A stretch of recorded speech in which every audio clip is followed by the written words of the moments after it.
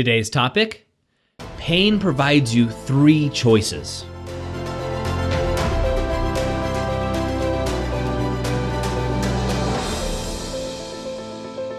Hi, I'm Doug Holt, with author of Your Own Story, and this is your Daily Growth Hack, where each day we give you a tip, trick, or insight to help you up-level what we call the 5 to Thrive. That is your mind, your body, your soul, your relationships, and yes, your business. I was talking to a client just last week who was going through a lot of pain. They were going through a breakup, or what seemed like a breakup in their marriage. Now, they didn't know if this breakup was going to result in just separation, because they definitely were going down that path, or full divorce, or even just complete hatred, dividing of their physical belongings, but also their children. Most of the business owners I work with are married and have kids, and this pain conversation comes up often. And so I'm going to share with you the three choices you have when you receive pain, and I'll show you examples of how I applied to him. Now, the first thing, and the role that he fell into, which I would say probably 90% of us fall into, right? When we encounter pain, the first thing we do is we start to either ignore it or blame other people. Now, what this does is allows us to play the victim role, right? We blame events, we blame other people, or we blame ourselves, right? So in this case, for this gentleman, he was blaming his wife, his spouse, for what she was doing. And more importantly, what she wasn't doing, and blaming the events that occurred that had led up to this situation where they were definitely going down separation, but more than likely headed down divorce. So that's the first thing you can do. You can blame events, you can blame self, you can blame other people, whatever it is. That's choice number one. Now, choice number two is when pain happens, you can change your conditions, right? You can change things around you. You can change what you're doing and what have you. So and this is a choice that they were making, right? They were separating. They were changing their conditions.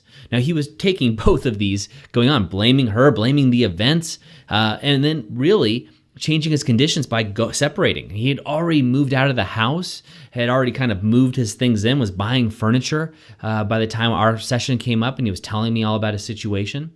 So that's the second thing that can come up. When pain hits us, we may progress, and usually it's a progression, right? We blame someone else or others, or maybe even we blame ourselves, right? Oh, poor me, I'm the victim, or I'm not good enough. And we've talked about that. And if you're feeling like you're not good enough, go back to a previous Daily Growth Hack, and we talk about ways to overcome that kind of self-talk. But we'll change our conditions, right? We'll change our conditions. Now, this can be positively or it can be negatively, and oftentimes we're changing our conditions because we're running from something, right? We're running away from the problem or running away from the pain, because pain isn't something that most people run towards, right? It hurts. That's why it's called pain. You don't want it. But there is a third choice, and the third choice I'm going to recommend that you really look forward to or look towards when you encounter pain in your life. And that's changing your blueprint, right? So blueprint really has to do with your physiology, your focus, and the meaning, right? So physiology, right? How you're standing. Are you upset? You're angry? Or are you standing in a confident, poised position, right? So get your physiology straight. And that helps, your physiology helps your psychology. And getting those two together really bridges the gap. And then changing what you focus on, right? All too often when pain comes, we just focus on that pain, which then seems to stack the pain, right? The pain builds when we focus on it.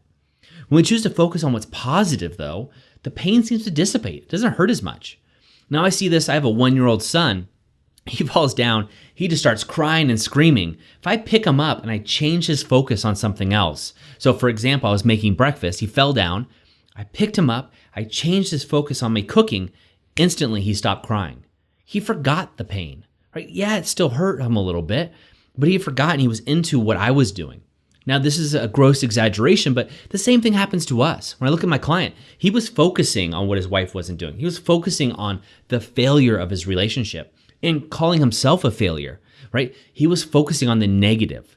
When we got him to switch that standing up tall and straight and focusing on all the great things that he had built, the things that they had cherished. They had beautiful kids together, right? He had a lot of great things to be focusing on, right? And then changing the meaning. Now, what does this separation mean? Well, to him, it meant failure, right? He failed in the relationship. He wasn't a good husband. He wasn't a good man, and therefore wasn't a good person. But when he changed the focus and then changed the meaning, what does that mean to you? He saw opportunity, right? He saw a way, he said, wow, this separation actually could be a way for my wife and I to come together stronger, a time for me to become a better husband, a better man. something I call the bulletproof dad, right? So he saw this now as an opportunity, and his energy just increased. Energy increased dramatically, and the pain, he physiologically looked 10 years younger. And I was having a video conversation with him about this. And so what I'm telling you now is you have 3 choices to make. And I recommend you choose door number 3 each and every time. And yeah, for most of us, we still go through that escalation ladder of getting angry, getting upset, and then maybe changing our conditions. But the more and more you practice this, you go through that escalation ladder quicker, and you close that gap. And then right away, you go right into your blueprint. And so if you've been practicing this for a long time, this might even take you as little as 5 seconds or less to get into that and go, okay, what can I focus on? What do I make it mean? You know, if you have a lost loved one or something like that, what can you make it mean? Change your physiology, right? Change what you focus on, and then change your meaning. And that will give you power, passion, and opportunity. That's it for me today. As always, share this with at least 3 people so you can build your tribe and have conversations that matter. And if someone shared this with you, that means they think that you can play at this game. And so congratulations. That's a huge compliment to you. And I enjoy or ask you to pay it forward to somebody else as well. And then, of course, if you're interested in having conversations like this that go at a much deeper level, where we actually bring in other experts, talk about subjects at such a higher level, go over and just look at the Author of Your Own Story University. There's an application process, but make sure you apply so you have the opportunity to get in when a seat opens up for you. I'll see you tomorrow. Remember, go out and inspire someone simply by being the author of your own story. I hope you enjoyed today's Daily Growth Hacks. Please put your comments right down below, and remember to click subscribe. This way we can ensure that we're delivering these Daily Growth Hacks right to you each and every day. On behalf of the whole team here, remember, go out and be the author of your own story.